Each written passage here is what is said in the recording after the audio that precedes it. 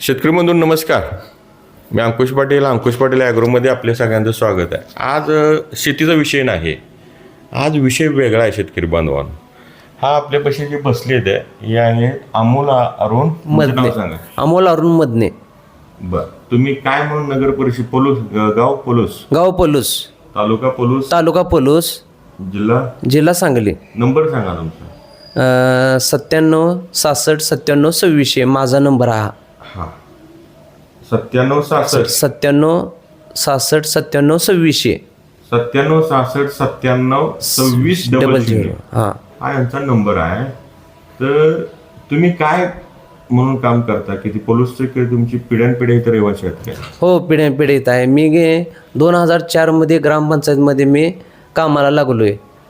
आज यांचा विषय सांगायचं म्हटलं तर शेतकरी बांधवांनो, 2004 साली पोलूसची ग्रामपंचायत होती, त्यावेळेस सर्व्हिसला लागले आणि 2017ला पोलूस नगर परिषद झाली आणि 2017च्या अगोदर हे ग्रामपंचायतीमध्ये कायमस्वरूपी परमनंट म्हणून सर्व्हिसला होते.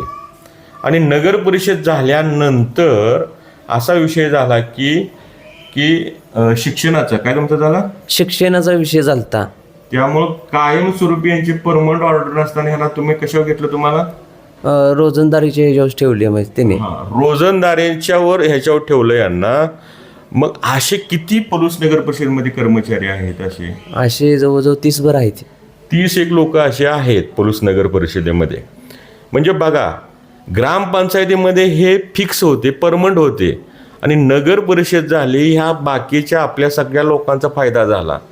परंतु जे कष्ट करतायत, गटर साफ करतायत, झाडलोट करतायत, पाणी देत आहेत, या लोकांनाच यावर अन्याय झाला. कारण नगर परिषद होणं की आपण जे चांगली लोक आहोत, जे पैसेवाले लोक आहोत, यांच्यासाठी खूप फायदा झाला.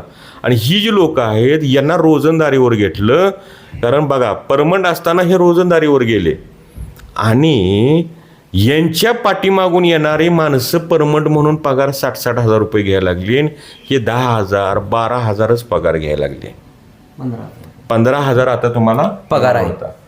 आणि यांचा एका विषयामध्ये मी मनसेचं जिल्हाध्यक्ष म्हणून काम करत असताना, आता करत नाही, आपण सगळं शेतकऱ्यांसाठी काम करत असताना पक्षविरहित करतोय, पक्ष वगैरे आपण सगळं सोडून सगळं काम करतोय. कारण शेतकऱ्यासाठी आपली एकच जात आहे, शेतकरी धर्म पण एकच, शेतकरी पक्ष पण आपल्यासाठी शेतकरी हाच एकच पक्ष आहे.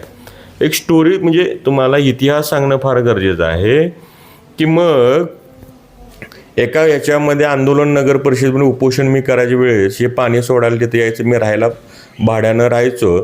तिथे हे आले आणि म्हणले की साहेब तुम्ही आंदोलन करताय ना, आमचे एक नगर परिषद कर्मचारी एवढे 20 वर्ष झाले काम करतायत आणि यांना परमनंट म्हणून तुम्ही तो तुमचा मुद्दा घ्या. तर मी पोलीस नगर परिषदेचे कर्मचारी ग्रामपंचायत काळात जे परमनंट पाहिजेत ते परमनंट व्हावेत, कायमस्वरूपी यांना नोकरी मिळावी, पगार मिळावा. यांच्या मागून आल्यांना 60,000 मिळतो आणि हे 20-20 वर्षी काम करतायत, यांना 10,000 मिळतोय. म्हणून हा मुद्दा घेऊन उपोषणाला बसलो. तर खंत अशी वाटली साहेब, शेतकरी बांधवांनो, ज्यांच्यासाठी बसलो एकही कर्मचाऱ्याने पाठिंबा असेल फोनसुद्धा केला नाही. हा एकमेव शेतकरी अमोल अरुण मदने हा कर्मचारी होता की मायापाशी येऊन बसायचा, हा करायचा. मग नंतर मला मी परत म्हणलं की सर असं आहे. मी म्हटलं अरे अमोल असं कसं काय आहे, तू कशाला घेऊन येतो त्यांची बाजू? मग नंतर हा यायला लागला. मग ठरवलं की हा येतोय ना, याच्यासाठीच काम करायचं. याचा फॉलोअप आम्ही वर सांगलीला चालू केला, पुण्याला चालू केला, सगळीकडे आम्ही फॉलोअप माझ्या पत्रावरती मी चालू केला. 2 वर्ष कंटिन्यूस चालू केला.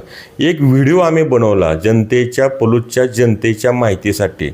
हा 20 वर्षे 7,000 दिवस काम करतोय. हा माणूस जर परमनंट होत नसेल तर याची काय चूक ग्रामपंचायतीच्या काळात? आणि याच्या पाठीमागून माणसं येत आहेत आणि त्याच पदावर याच्याबरोबर काम करतायत, ते 60,000 पगार घेत आहेत, हा 15,000 पगार घेतोय.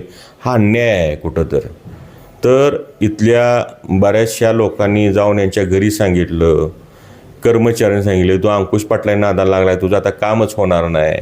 अशा भरपूर गोष्टी झाल्या.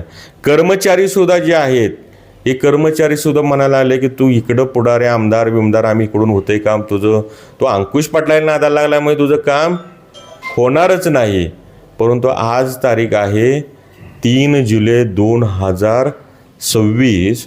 2 वर्षाचा जो आपण संघर्ष जो मी पाठपुरावा घेतला होता, आज तुमची काय झाली?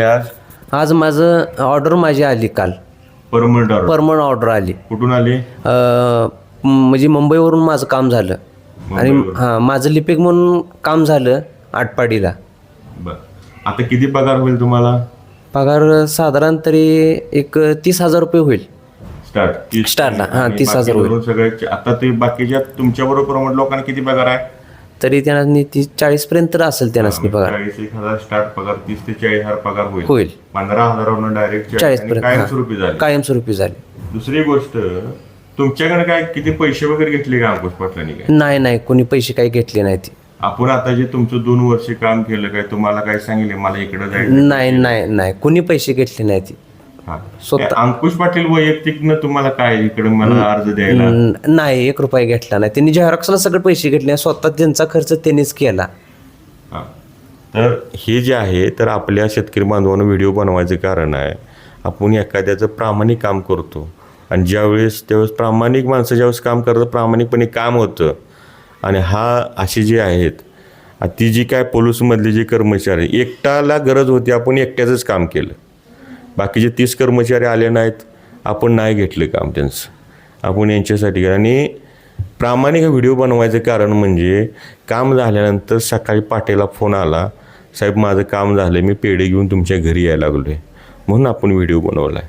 विषय हा राजकारणाचा अजिबात नाही, परंतु गरिबाचं काम झालं, एक कुटुंब राहिलं, त्याचं आई वडील, त्याची मुलं, त्याची मुलगी, हे खूप समाधान आहे.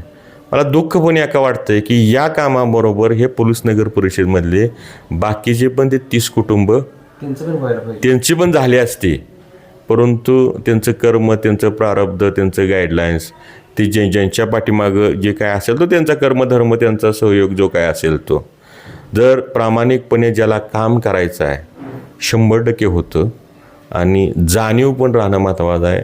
या माणसानं जाणीव ठेवली तर यांना आपल्या सगळ्या शेतकऱ्यांच्या वतीनं की अमोल अरुण मदनेच आता परमनंट झाला आहे, तर याला पुढं चांगलं त्याचं हे होऊ दे आणि त्याला भरभराट येऊ दे, त्याचं आरोग्य चांगलं राहू दे, त्याच्या इच्छा पूर्ण होऊ देत, अशा आपण सगळ्यांच्या वतीने, सगळ्या समस्त शेतकऱ्या वतीनं आई जगदंबेच्या चरणी प्रार्थना करूया आणि थांब्या.